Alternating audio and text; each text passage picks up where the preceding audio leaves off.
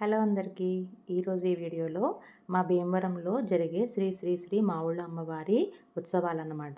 సంవత్సరానికి ఒకసారి చాలా ఘనంగా నిర్వహిస్తారండి. సంక్రాంతికి మొదలుకొని నెల రోజులు అంటే మనకి జనవరి 14 నుంచి ఫిబ్రవరి 14 వరకు అయితే ఉత్సవాలు జరుగుతాయి. ఇక్కడ మెయిన్ ఏంటంటే లైటింగ్ అండి. ఈ లైటింగ్ చూడడానికి అన్ని ఊర్ల నుంచి అయితే వస్తారు. చాలా అందంగా డెకరేషన్ చేస్తారనమాట. ఇక్కడ ఉండే కూరగాయ వర్తక సంఘం వాళ్ళందరూ కూడా చాలా ఇదిగా కలుస్తారు. మార్నింగ్ షాప్ తెరవడానికి కూడా కీస్ అనేవి అక్కడ పెడతారనమాట. అంత నమ్మకమైన అమ్మవారు. లైటింగ్ చూడండి ఎంత బాగుందో అసలు. రకరకాల లైటింగ్స్ పెట్టారు. ఇంకా షాపింగ్ అయితే గాజులు చాలా రకాలన్నమాట. మనకు దొరకందంటూ ఏముండదు. ఈ లైటింగ్ డెకరేషన్స్ చూడడానికి అయితే చాలా చాలా బాగుంటుంది. ఎవరైనా మిస్ అయితే ఈసారి తప్పనిసరిగా రండి. అమ్మవారైతే ఎంత నిండుగా ఉంటారో ఫోటో చూడండి, పెడుతున్నాను మీకు.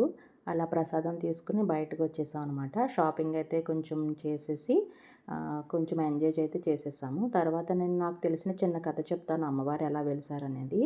ఒక అతనికి కలలో కనబడి నేను పలానా చోట ఉన్నానని అమ్మవారు చెప్పారంటండి. అమ్మవారు మామిడి తోటలో వెలిసిన అమ్మవారు కాబట్టి మామిళ్ళమ్మగా ఉండేవారట. అలాగా కాలక్రమేణా మావుళ్ళమ్మగా అయితే ఇప్పుడు మనకి పూజలు అందుకుంటున్నారండి. లైటింగ్ చూడండి ఎంత బాగుందో. ఒక్కొక్కటి ఒక్కొక్క వెరైటీ లైటింగ్. షాపింగ్ అయితే ఇంక చెప్పనక్కర్లేదు. లేడీస్కి కావాల్సినవి అన్నీ ఉంటాయన్నమాట.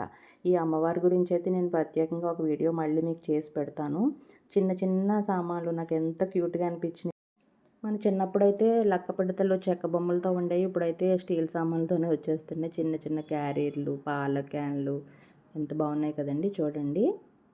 ఇంకా ఇక్కడ దొరికే ప్రసాదం పులిహోర అయితే ఎంత టేస్ట్గా ఉంటుందండి.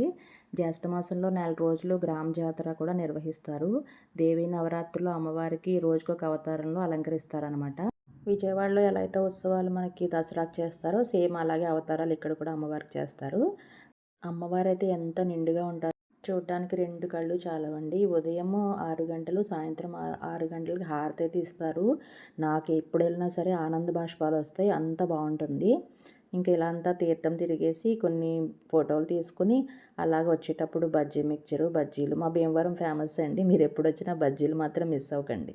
ఓకేనండి, ఇదండి ఈరోజు వీడియో. మీకు నచ్చింది అనుకుంటున్నాను. నచ్చితే ప్లీజ్ ఫాలో. బాయ్.